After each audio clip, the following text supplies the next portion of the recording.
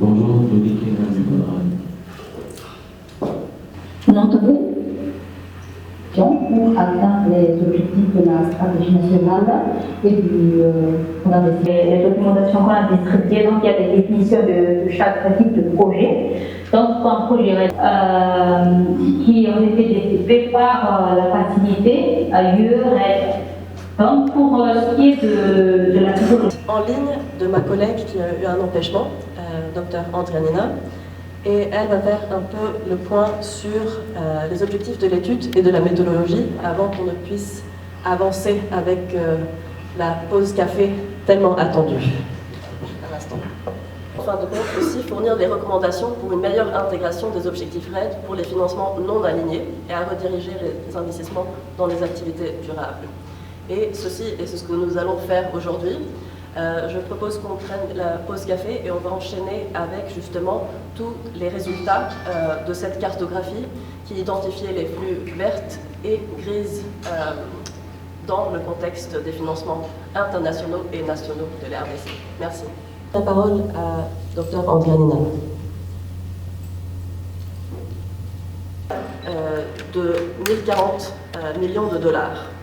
La première lettre d'intention signée entre la RDC et le CAFI était en 2016 et le financement s'étendait jusqu'à 200 millions de dollars. Par contre, comme nous avons aussi entendu, la deuxième LOI entre la RDC et CAFI n'a été signée qu'en 2021 et elle a été ratifiée en mai 2022. Et ce financement-là est à la hauteur de 500 millions de dollars pour 5 ans, ou 1 milliard de dollars sur 10 ans entre 2021 et 2031. La LOI vise à promouvoir l'alignement des interventions du secteur public et privé. Et nous sommes réjouis d'avoir des représentants sur place de tous les secteurs, national et international, sur les objectifs RED. Pour ce faire, l'accord est défini comme jalon de gouvernance à 2020. La production d'une politique d'alignement des interventions domestiques et extérieures sur les objectifs de la stratégie cadre nationale RED et du plan d'investissement RED.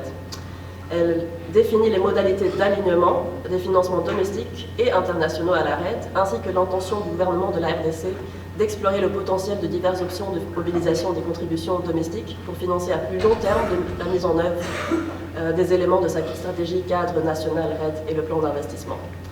Les financements de l'aide au développement sont conséquents. Il est probable qu'un volume important de ces financements contribue à la mise en œuvre du plan d'investissement RED. D'autre part, une partie de ces financements vise d'autres objectifs de développement et n'est pas entièrement cohérente avec les objectifs de la RED. De ce fait, cela entraîne aussi un risque de déforestation ou de dégradation des forêts qui irait à l'encontre des objectifs nationaux. Néanmoins, sans une vision globale sur ces appuis-là, leur coordination est rendue difficile et les risques de duplication sont multipliés. Alors, entrer dans ce contexte les objectifs de cette étude.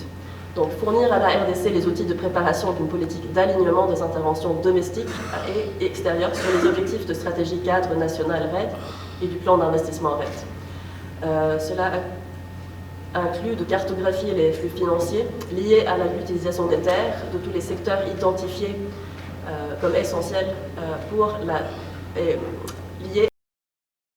Montrera clairement leur contribution aux objectifs de la RED+, valorise leur réduction des émissions dans un mécanisme de compensation, ont un mécanisme de mesure. Le but de l'activité, justement, c'est que ce travail-là de trouver tous les flux financiers effectués entre 2009 et 2019. Il s'agit de 721 différents projets nationaux et internationaux. Et là, il y a beaucoup de données qui ont des limites. On a besoin de l'appui de toutes les parties prenantes, justement, pour valider ces données-là. Mais en même temps aussi, il y a un grand projet et un intérêt pour la RDC d'avoir une politique d'alignement pour s'assurer que tous les programmes et projets qui interviennent dans les secteurs de l'utilisation des terres et à la RED s'assurent que leurs impacts sont positifs pour la déforestation, ce qui n'est pas toujours le cas actuellement. Et c'est là que les travaux de groupe cet après-midi vont se focaliser sur les formes de coopération, de coordination pour assurer cela. Je pense qu'il y a un grand nombre de facteurs. Nous n'avons pas pu identifier la cause exacte pour tous les différents types de projets. Il s'agit d'un grand nombre de programmes et de projets, mais nous avons vu qu'il y a certaines tendances, surtout pour certaines années, des années de contexte de turbulence politique, mais également de pandémie, de choses comme ça. Mais il y a aussi un grand nombre d'agences qui ont aussi des procédures lourdes.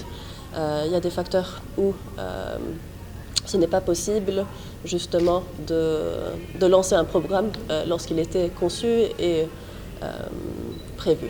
Il y a un grand nombre de livrables pour cette étude, notamment la prochaine phase, lorsque nous avons validé les données, nous pourrions calculer le coût exact d'une réduction d'une tonne d'émissions de dioxyde de carbone. Et cela nous permettra aussi de voir si les compensations actuelles pour ce type de réduction correspondent à la réalité ou non. Ça, c'est une partie. L'autre partie, c'est justement cette politique d'alignement pour s'assurer que les bailleurs et toutes les parties prenantes, ensemble, s'assurent que les investissements en RDC soient vertes plutôt que grises ou brunes. Merci beaucoup.